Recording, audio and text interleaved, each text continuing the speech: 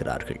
சாப்பாடு எடுத்தாலே எங்களுக்கு என்ன சத்தி தான் பெருகுது இலியான பார்த்தா சரியான இலியான் கூடவா கிடக்குது எங்களுக்கு சமைச்சு சாப்பிட இதண்டே இல்லாமல் கிடக்குது எங்களுக்கு சாப்பிட இல்லாது இவ்வளோ இலியானுக்கு என்னென்னு சமைச்சு சாப்பிட்றது சாப்பாட்டுக்குள்ளே விழுந்துச்சான்னு சொன்னால் அவ்வளோ கொட்ட வேண்டி வரும் சாப்பிடக்கூடாது அலசல கூடங்களில் நிற்கிற கழிவுகளில் நிற்கிற இலியானுகள் வந்து சாப்பாடுகளில் இருந்தால் இன்னும் அந்த பிள்ளைகளுக்கு சாப்பாடு கொடுக்குறது.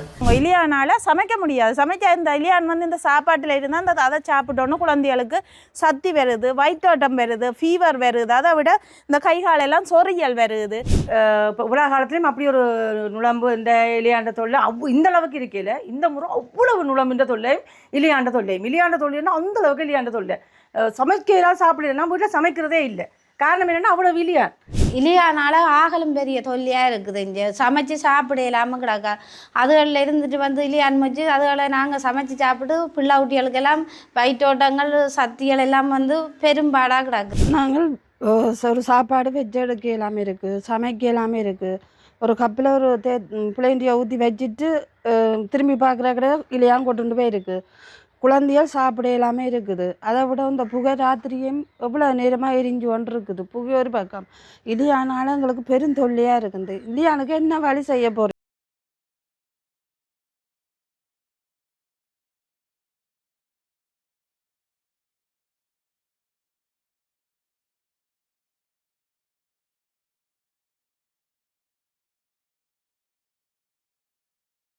ரோடுன்ற வீதியில் ஒரு குப்பை பொட்டியோண்ட உருவாக்கி அது இந்த நேரமும் அதுக்குள்ளே குப்பையை கொண்டு கொட்டி கஞ்சல்களை கொளுத்தி கொண்டே இருக்கணும்.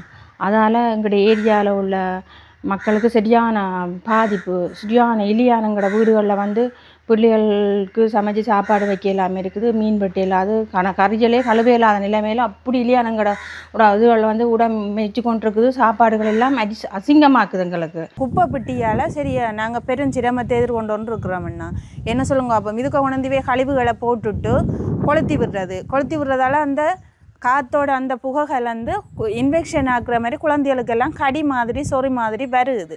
குப்பை மூட்டால் எங்களுக்கு பெரும் பிரச்சனையாக இருக்குது. இந்த குப்பையை கொளுத்தி விட்டோடனே கரும் புகையாக வந்து அந்த புகையை சுவாசித்து எங்களுக்கு வராத வருத்தங்கள்லாம் வந்து கொண்டு இருக்குது. முட்டு வருத்தங்கள்லேருந்து எல்லா வருத்தமும் வந்து கொண்டு இருக்குது. ராத்திரியும் குப்பையை கொளுத்தி விட்டுட்டீங்கன்னா குப்பையை கொளுத்தி விட்டு புகை முழுத்துல மிஞ்ச வந்து ஃபுல்லாக மூச்சு திணறுது, வச்சு கொண்டிருக்காமல் கிடக்குது. என்னன்றானே இதுக்கு ஒரு நடவடிக்கை எடுக்க சொல்லுங்க. இந்த குப்பை பெட்டி வாரத்துக்கு முன்னமே நாங்கள் இதுக்கு இருக்கிறோம். நாங்கள் வந்த அப்புறம் தான் இந்த குப்பை பெட்டி வந்தது. இதால் நாங்கள் எவ்வளோ சிரமத்தை எதிர்கொள்கிறோம். இந்த குப்பைகள் கூலங்கள் மாநகர சபையால் கொண்டாந்து கொட்டுற கழிவுகள் அதுகளில் இருந்தால் நீங்கள் அளவாக இருக்குது.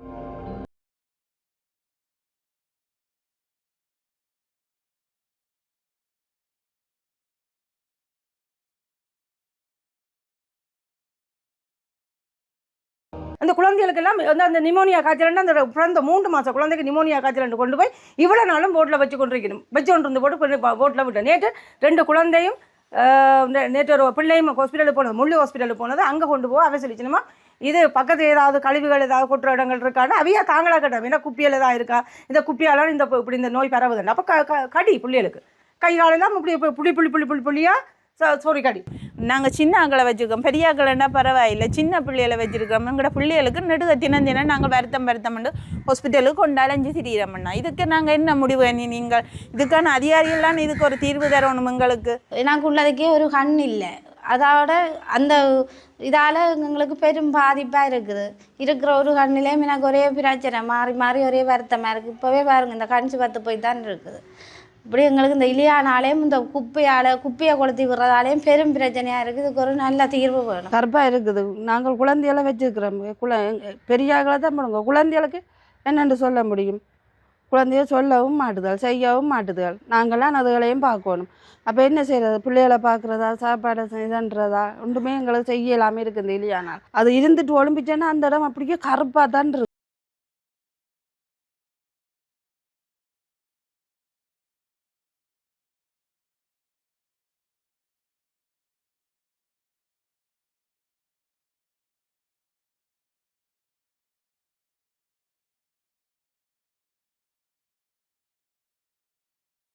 தானுங்க கொளுத்தினம். மற்ற இந்த புள்ளிகள் பம்பஸ்கள் மற்ற இந்த கழிவு பொருட்களை தான் கொளுத்தினம். ஒரு சரியான கூடாத மனம் மணக்குது. அதை எரிஞ்சு கொண்டு வரும்போதெல்லாம் கழிவு தொழிற்சாலையில் கொண்டு வந்து முதல் பம்பஸ் குப்பை அது இதெல்லாம் கொட்டுறேன்னு நினைக்கிறேன். இப்போ அவ்வளோத்துக்கு எல்லாத்தையும் கொண்டு வந்து கொட்டினா எல்லாத்தையும் கொளுத்தி விட்டால் நாங்கள் கேட்டால் சொல்லினோம் கட்டி புகை இந்த இப்பயும் எரிஞ்சொன்று இருக்குது. இந்த இப்பயும் எரிஞ்சொன்று அந்த தென்னியில் பார்த்தா விளங்கும். அப்போ எந்த அளவுக்கு எரியுதுண்டு இந்த இப்பயும் புகை போய்க்கொண்டான்னு இருக்குது. அப்போ இது என்ன இருக்கலாம் குப்பை புட்டியே உடனடியாக எடுத்து விடுங்க எங்களுக்கு. ஏன்னா சரியான புகையிலமா இதெல்லாமா கிடக்குது. சமைக்க முழு நேரம் எங்களுக்கு விடியப்புறம் இல்லையான் தான் எங்களை நித்திரை அளவுப்புற மாதிரி இருக்குது. விடிய 5-5:30 இல்லையான் வந்து எங்களை நித்திரை அளப்பி போடும். முதல் நுழம்புக்கு இப்போ இல்லையானுக்கு தண்டியாக கிடக்குது எங்களுக்கு. இந்த உடனடியாக இந்த குப்பை பொட்டியை எடுக்கிறதுக்கு எங்களுக்கு ஒரு தீர்வு நீங்கள் எடுத்து தர வேணும். புகை விடிய வெள்ளனை எழும்பி நாங்கள் பார்க்குறோம், 4:30 எழும்பி பார்க்குறோம். இப்படி கட்டியாக புகை போய்க்கொண்டே இருக்குது. எழும்பி பார்த்துட்டு நான் போய் பிள்ளைகளை எழுப்பி படிக்க விட்டுட்டு சாப்பாடு செஞ்சுக்கிறோம். மழை முகம் மாதிரி ஃபுல்லாக புகை இங்கே எல்லாம் அந்த அதை சுவாசிக்க எங்களுக்கு வருத்தம். இதுக்குள்ளே ஏற்கனவே அந்த ஒரு கடி ஒன்று வருதுங்க அந்த பிள்ளைகளுக்கு எல்லாம். சின்ன பருவாக போட்டு கடிச்சு அவியுது. இந்த சுவாச பிரச்சனையால் எங்கள் ஏரியாவில் இப்படி வருது. இதுக்கு நீங்கள் உடனடியாக ஒரு தீர்வு ஒன்று எடுக்கத்தான் வேணும் கட்டாயமாக. அன்றைக்கு 12 மணிக்கு 9-10 மணிக்கு அறிய வலிக்கிட்டது. நாங்கள் எடுத்து சொல்ல முன்னாள் மேயரமாக எடுத்து சொல்ல, அப்போ அவள் அங்கே அடுத்த மேயர் இப்போ இருக்கிற மேயருக்கு எடுத்து சொல்லி அவள் பேருந்து நேற்று ஃபயர் பிரிகேட் வாகனத்தை அனுப்ப அங்கே நின்று செக்யூரிட்டி சொன்னாராம் ஒன்றும் எரியலையே, யார் சொன்னது எவ சொன்னது அப்படி ஒன்று சொல்லி அனுப்பி விட்டுக்கிறேன். அப்போ வாகனம் வர்றது எனக்கு தெரியுது. ஏன்னா பக்கத்தில் இந்த பின் ரோட் தான் இப்போ வாகனம் வர ரோட். அப்போ நான் அதை அவள் வந்து வாசலி அனுப்பி போட்டு இந்த இவ்வளோத்தையும் வேண்டி பாவிக்கிறோம். இவ்வளோ சும்மா காசாரம் சும்மா தருவினமா, இங்கேயா சும்மா தருவினமா, இந்த நுழம்படிக்கிற மிஷினை சரி எல்லாம் இவ்வளோத்தையும் வாங்கி எல்லாத்தையும் ஒரு பிரயோசனம் இல்லை. இங்கே கடிக்கிறதுக்கு 850 ரூபா இது. இங்கே இது அன்னைக்கு இல்லையானுக்குன்னு சொல்லி என்ன மருந்து எடுக்கலாம்னா இது. அப்போ இதை விட வசம்பு கரைச்சி தெளிங்கன்னு சொல்லி வசம்பு கற்பூரம் கரைச்சி எல்லாத்தையும் செய்து வச்சிடும். இது கட்டுக்கடங்காது. ஏன்னு கேட்டால் நான் இவ்வளோ காலம் இப்படி இருக்கல, இது இப்போ தான்